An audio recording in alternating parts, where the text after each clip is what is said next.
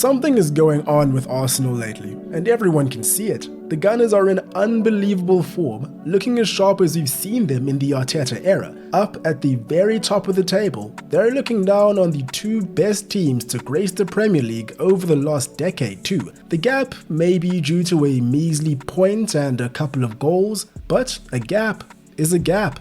Also, everyone that's been throwing shade on Kai Havertz over the past year and a bit has gone into hiding. Arsenal have been a little bit disrespected in this title race, I'd say. With the resurgence of Liverpool and Man City being, well, Man City, the general opinion has mostly been that Arsenal will be the odd one out in the title race. When it comes to who is the most likely team to win the league, Opta has it as Man City first, Liverpool second, and Arsenal third. Now, it doesn't really matter how they calculated this, because I'm pretty sure that most fans would have this as their final three based on gut feeling alone. But is this fair? It's been a while, but I think we need to talk about Arsenal.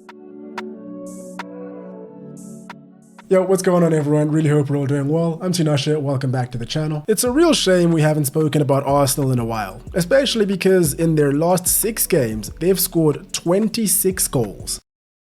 26!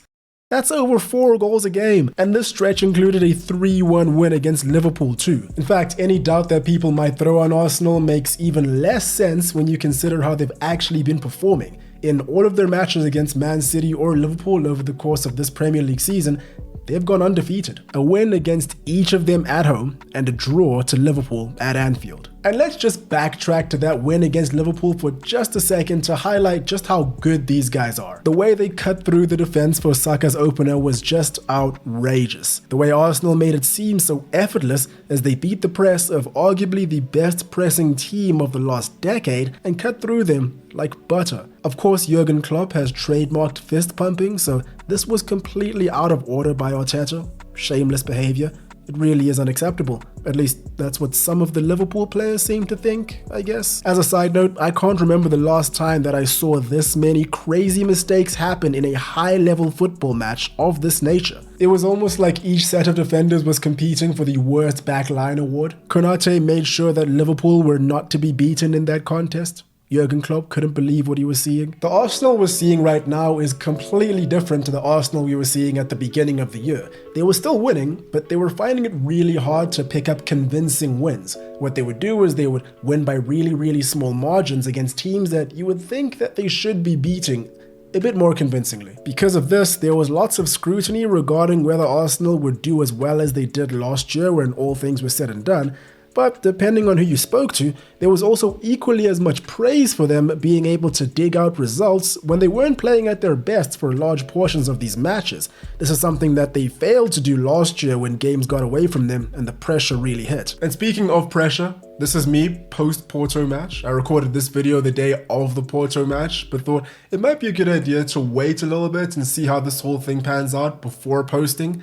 And man oh man, am I glad I did that. What a football match. Porto were one of the most disciplined teams that Arsenal has played all year. They defended incredibly well, Pepe was unbelievable, and they were really strong whenever they went forward. And when penalties came, David Raya was a real hero. We're going to talk more about him and Leandro Trossard a bit later on in the video, but for now, all you really need to know is that Arsenal have something truly special on their hands right now. Okay. Let's get back to the Premier League. Fast forward to the last 10 games of this season, and we're sitting in the exact same position that we were when it came to the last 10 games of last season. Well, not exactly where we were. This time last year, they were 8 points ahead and were already crowned as the newest Premier League champion. If you take anything away from this video, let it be that life comes at you fast. Lasering in on what we see on the pitch and how these guys are able to perform so well, the progression of Mikel Arteta's Arsenal this season has been really interesting to watch. And I want to talk about just some of the aspects that have allowed this to happen. And I'm going to miss a couple of them, so I'm going to need some help in the comments. Just throw them all there. First things first, they are extremely fast starters. As soon as that first whistle goes, Arsenal go from 0 to 100 immediately. They've been scoring goals in the first 15 to 20 minutes of a very large portion of their games so far this season. This essentially finishes the game before it even has a chance to be a contest and pretty much puts that tie to bed. Interestingly enough, I mentioned earlier on about how Arsenal at the beginning of the season, or let's say the first half of the season, and Arsenal right now are two completely different teams, which is kind of true. But in a lot of ways, they are still the same. They were scoring really early on back then too. The only difference was that they would lose concentration after scoring 2 goals and then, subject themselves to a really nervy end of the game. Now, they're doing nothing but build on their leads. And all of this is a function of their intensity and commitment to dominating the opposition. Back in 2022, as Arsenal began to really flex what they're made of, Arteta said to his players that they're expected to make roughly 300,000 passes before going for the jugular. Now, I'm going to help some of you out here and just let you know that he was being sarcastic. I mean, come on. 300,000 passes, that's not really realistic, I don't think. But the idea here is that you need to make a lot of passes, have a lot of prolonged possession before goading the opposition out, and then making that sweet green real estate available for Saka or Martinelli or whoever to run into. When you see that Arsenal has an average of about 62% possession this season, it's pretty easy to believe it. Kai Havertz has a new lease on life. The chaos that's being created by Arsenal in the final third is a real joy to watch, and he's been at the center of all of it lately. They switch the ball effortlessly across the line, and Havertz finds himself central and in great positions far too often for my liking if I'm an opposition player. He's flipped the switch very rapidly, hasn't he? Not too long ago he was being labeled as the worst signing of the season. How times have changed. A quick search on YouTube shows you what the general response was to his early performances. And don't get me wrong, a lot of it was justified. But now, with 8 goals and 3 assists in 27 games, an unbelievable work ethic, and some impressive physical dominance, he's back to that Bayer Leverkusen form. Maybe even beyond that. Leandro Trossard has been nothing short of sublime for Arsenal pretty much since he joined. I think there was the expectation that he would perform, but I must admit that even I'm shocked at just how well he's done and how much he's improved, even in the short time that he's been there. Arsenal's prowess when it comes to set pieces and getting crosses into the box has really been showing lately too. Players like Saliba and Gabriel are just dogs in the box and fight for every single ball available. But that wouldn't be possible without expert delivery. Against West Ham, Declan Rice provided 2 unbelievable deliveries for those two before dispatching a belter himself. On the flip side, when you look at his frame, you'd think that he should be one of those that's getting on the end of these instead of delivering them, which is, I guess, why he got on the end of a Ben White cross to open the scoring against Brentford.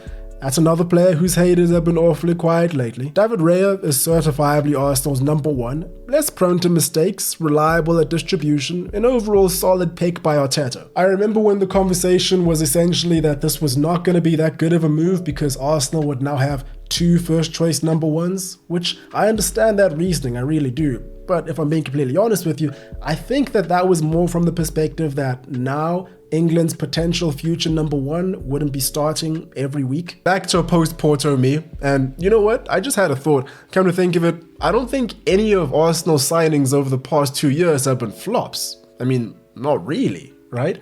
I mean, a couple of them have had slow starts and maybe just found it a bit difficult to acclimatize, but at the end of the day, I think most of them have come right. Jakub Kiwior is a great example. Man was on the sidelines for ages, got a chance after Zinchenko picked up an injury, and now that Zinchenko is fit again, this man is preventing him from reclaiming his first team spot.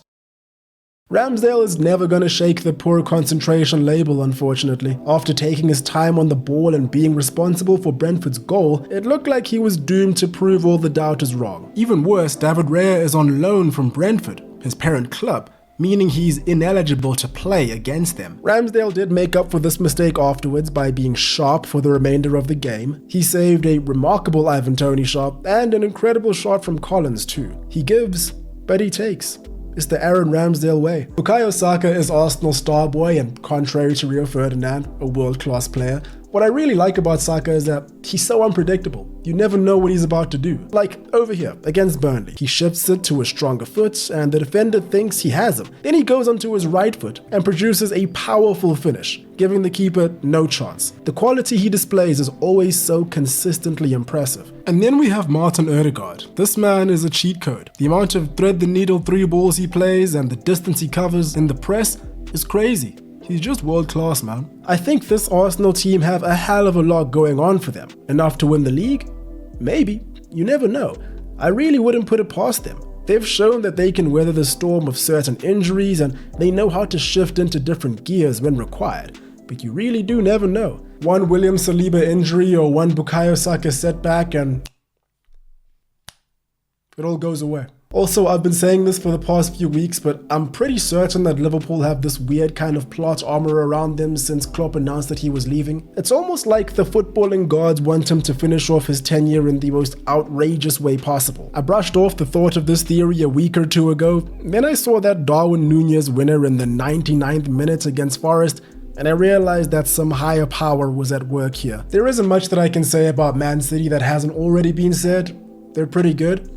But they don't have Clutchman Gundogan anymore, and I think that might mean something. Will that mean something? Probably not. But a man can dream. This is one of the most exciting title races we've had in a very long time. How will it end?